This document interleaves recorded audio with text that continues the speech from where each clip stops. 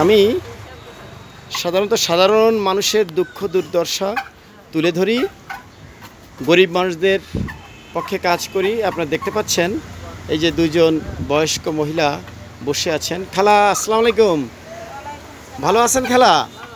বাড়ি কোথায় খালা? জামালপুর। দুজন জামালপুর। এখানে কারা থাকে আপনার সাথে? মানে কে কে থাকে আপনার? আচ্ছা, কি করেন আপনারা? আচ্ছা আচ্ছা, কেউ বাসা বাড়ি কাজ করে, কেউ চেয়ে চিনতে খায়, আর দিন শেষে মূলত এই হচ্ছে তাদের ঘর বাড়ি। এই দেখেন রাস্তার পাশে যে পলিথিন দিয়ে বাঁধা ঘরগুলো, এখানেই তারা মূলত রাত্রে বসবাস করে।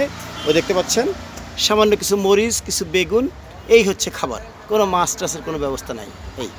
এই পানির এই যে ব্যবস্থা, এই হচ্ছে মূলত তাদের সংসার। এই কোনো ওইভাবে হ্যাঁ, এই হচ্ছে ঘর সংসার। এই যে এই মানুষগুলো আমাদের সমাজেরই একটা অংশ, কিন্তু দুর্ভাগ্য তারা সেইভাবে নাগরিক সুযোগ সুবিধা থেকে বঞ্চিত। খালা আসসালামু আলাইকুম, ভালো আছেন? জি জি, আমরা একটু আপনাদের দুঃখ দুর্দশা তুলে ধরছি। খালা আপনি কি করেন?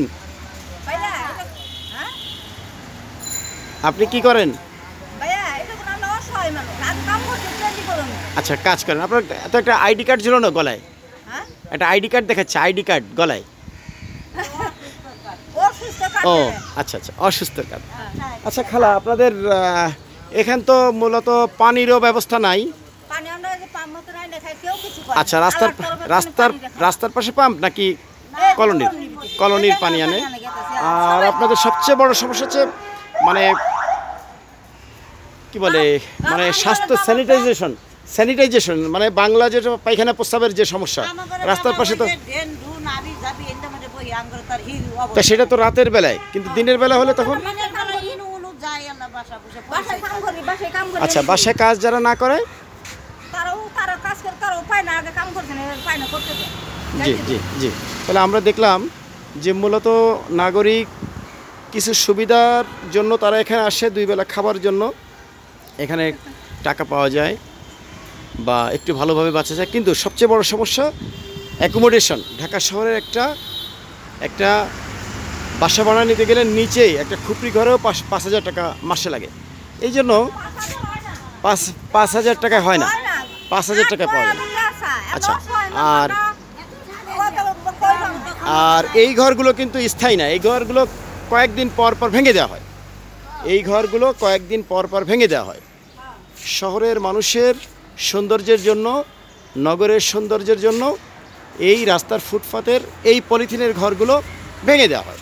ভেঙে দিলে তারা এখানে ওখানে ছড়িয়ে যায়, আবার কিছুদিন পরে কোথাও না কোথাও আবার এইগুলো বেঁধে বসবাস করছে। না না না না খালা, আমরা যেটা সত্যি সেটা। এই যে কত অসহায় মানুষগুলো দেখতে পাচ্ছেন। এই যে শহরের যে ফুটপাতের পরে এই হচ্ছে তাদের মূলত বসবাসের জায়গা। এইখানে মূলত স্যানিটাইজেশন বা পায়খানা প্রস্রাবের কিছু কাজ গোপনে গোপনে সারে। জি জি, এটা হচ্ছে এজিবি কলোনি, ঢাকা। অসহায় মানুষের জন্য আমাদের ভাবা উচিত নগর পিতাদের, ভাবা উচিত সরকারের। ধন্যবাদ আপনাদের। আসসালামু আলাইকুম।